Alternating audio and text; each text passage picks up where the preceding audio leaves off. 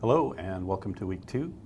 Last week we talked about our fictional company and decided that we had some controls to add, and hopefully you've had a chance to think about what those controls might be. Today I'm going to start with my interpretation of what those controls might have been and then move on to talking about incident response. The approach we're going to take today in incident response is to walk through a typical day. In fact, it's almost verbatim a day that I experienced many years ago. It's a fairly interesting walkthrough, and I hope you enjoy it and we learn something about how to approach the formal model for incident response. So to start in just a little bit with an approach to lecture 1 from last week. So if you remember, the homework assignment was a basic risk analysis and controls recommendations for a new business environment that we'd undertaken. So our goal here is to make people comfortable with the change. And when I say people, I mean our clients. In the case that we presented, we have financial services clients who were informed after the fact of a mergers and acquisition activity in which we've been acquired. And understandably, that might make them a little bit nervous about controls going forward. So our goal here is to make them less nervous, encourage them to stay with us, and not go to a competitor. So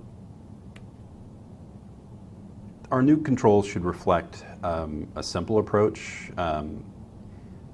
that only persons approved by the client would have access to client data. So for example, they might actually just get veto power. You know, if the new combined company has many, many employees and they might not approve of all of them, you want to give them that opportunity to say, we like these people, we don't like those people, these people have access to our data. That's a very simple way of looking at these new controls.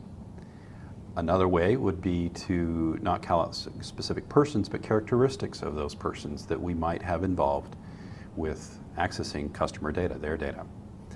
So for example, a residency requirement or a level of background check. So I've selected, as I mentioned you might want to, from NIST 800-53, and I've used AC3 as my model. And you know, the verbatim quote from AC3, the information system enforces approved authorizations for logical access to information and system resources in accordance with applicable access control policies. That's pretty simple and straightforward. Let's talk a little bit about some of the enhancements. You can look up the enhancements that I refer to here in NIST 800-53. Hopefully you already have that document and you've read it through many times. We're going to incorporate 3, 5, 7, 8, 9, and 10 with modifications to 8. The rest of them I think we're fine as written. 8 is where the meat of our new control selection happens. So the beginning I left alone. Information system enforces a role-based access control policy over all users of financial port Zebra. That's our system. And then I change it a little bit to make our clients a little more comfortable with all of the new people piling in.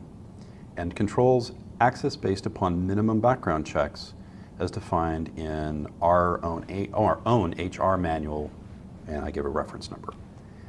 I just pulled that out of my ear. That's not a real document. Don't go looking for it. But that's the way you might approach this, is essentially we have HR policies which require background checks, and only those people which have gone through that level of policy and background check are allowed to access your data. So I kept it simple. There's really nothing more required here. Don't get complicated unless you really, really have to. And that'll help, I think, just generally. You have to communicate these concepts with management. And while your management may be brilliant at what they do, they're not brilliant at what you do. The idea is to convey these ideas that you have about information security control systems in a way that they fully comprehend. And the easiest way to accomplish that is to simplify. Well, it's unfortunately not as simple as it seems sometimes to make these selections. Control selection for financial institutions include perception, regulation, law, and maybe good sense in the best cases. What I'd like you to do for next time is read the U.S. Federal Financial Institutions Examination Council, usually referred to as the FFIEC, guidance on authentication in an internet banking environment. We're going to actually do some work that involves understanding that. It's easily located on the internet and not a very long read at all. It's actually very short, but has interesting implications we'll talk about next time. Specifically, since the FFIEC authentication guidance is guidance, not regulation, what does it really mean? Does guidance have any effect of law? Does it have an effect on what your requirements are, what you're required to do? And there are cases where this has been invoked, specifically court cases where this has been invoked. And what was the impact of that? What exactly happened?